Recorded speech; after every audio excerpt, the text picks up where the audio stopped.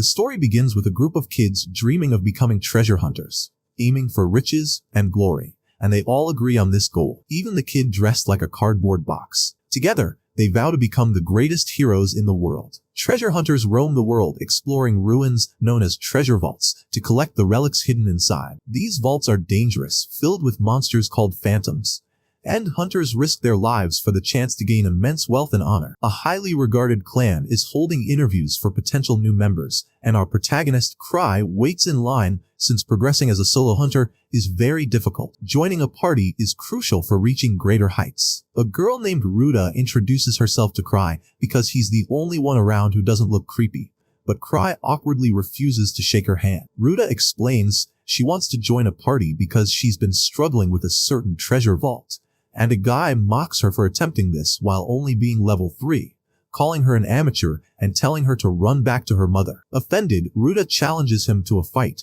but the argument is broken up before it escalates, to Cry's relief. Inside the interview hall, Ruta is overwhelmed by the number of hunters trying to join the First Steps clan, and shocked to learn this is Cry's 5th time attending such interviews. In the world of hunters, skill alone isn't everything. Those with real talent rise quickly, while those without must grasp at any opportunity. The First Steps clan is composed of several parties, with Arc Brave being the strongest.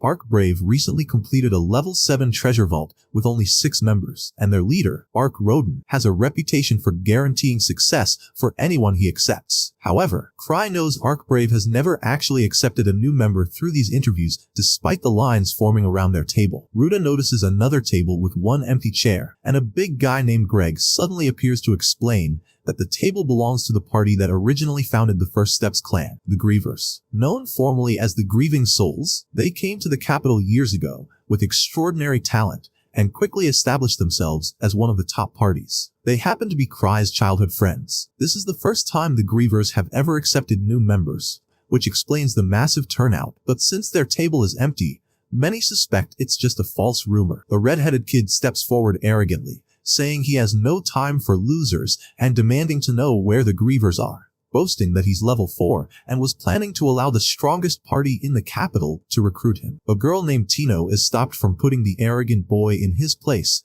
but clearly wants to prove herself worthy of joining the Grieving Souls. The crowd antagonizes them, and a fight seems inevitable. Tino is itching to fight, but Cry, uneasy, urges Ruta to come outside with him. Inside, the redhead continues trash-talking, and Tino says she'll only listen to him after chopping off his head. As Cry exits, he regrets ever attending the event.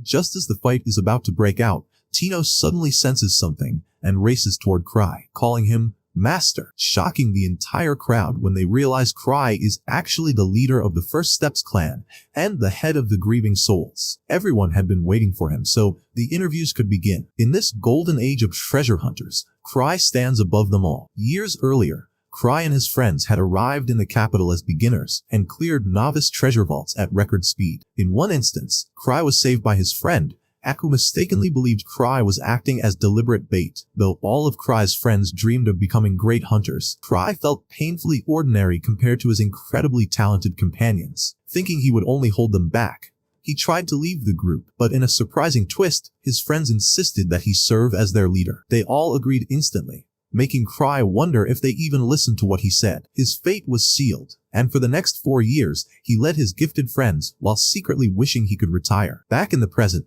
Ruta is shocked she was casually talking to the clan master. Cry was extremely late to the interviews because he overslept, though Arc assumes he's joking. Tino tells Arc not to bother Cry, calling him superficial, but Arc also thinks she's joking. Arc praises Cry for scouting the crowd while disguised, but Cry insists he simply overslept.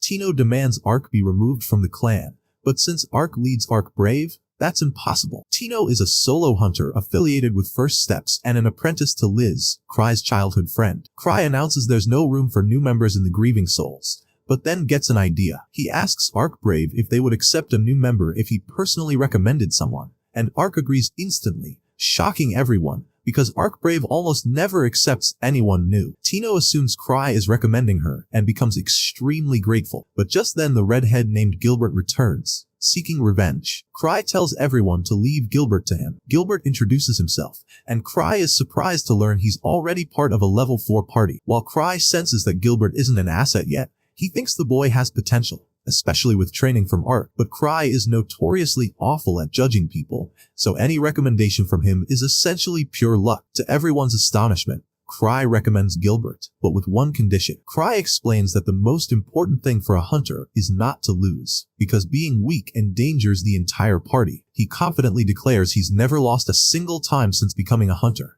impressing the crowd, completely unaware that his undefeated record exists only because he's never actually fought anyone himself. Cry then adds a twist. Whoever ends up with his ring will be the one he recommends to Art Brave. He hands the ring to Gilbert, and chaos instantly erupts.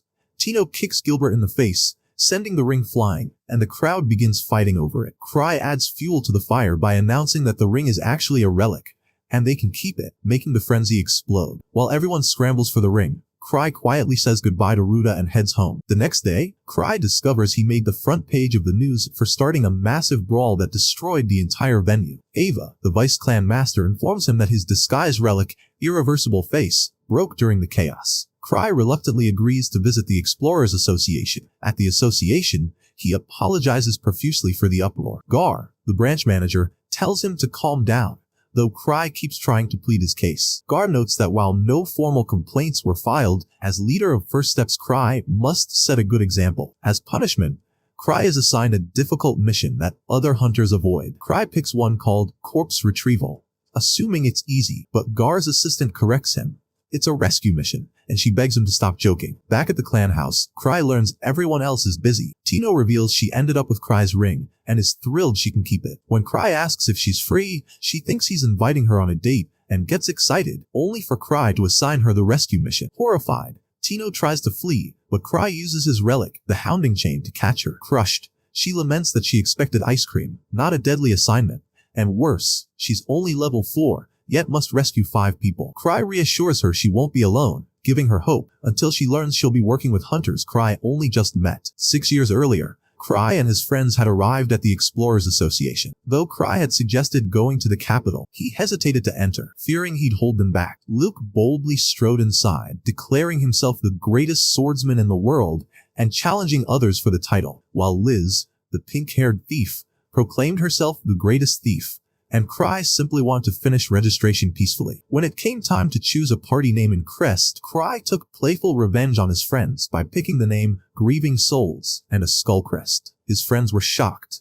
They had intended to become a heroic party, but they ended up liking the name anyway. Thus began Cry's rise as leader of the strongest clan. In the present, a large man can't believe Cry is the clan master, known as Thousand Tricks, a level 8 explorer regarded as the strongest hunter in the capital. Tino demands the newbies bow before him, but Cry tries to calm her down. Hunters of high status receive special titles from the association. Gilbert refuses to believe Cry's reputation, starting an argument. Cry admits his reputation comes from his friends spreading exaggerated stories. Unimpressed, Gilbert challenges Cry to a duel. Cry accepts, but sends Tino to fight in his place. Tino amazes everyone with her speed and strength, beating Gilbert and demanding he worship Cry. Gilbert resists, but eventually concedes. Tino credits Cry for her strength, and others begin to recognize his overwhelming influence. Gilbert reflects on his pride and limited experience. Cry activates Gilbert's relic, the Purgatorial Sword, with ease, stunning Gilbert. Cry loves relics for their versatility and often spends huge sums collecting them,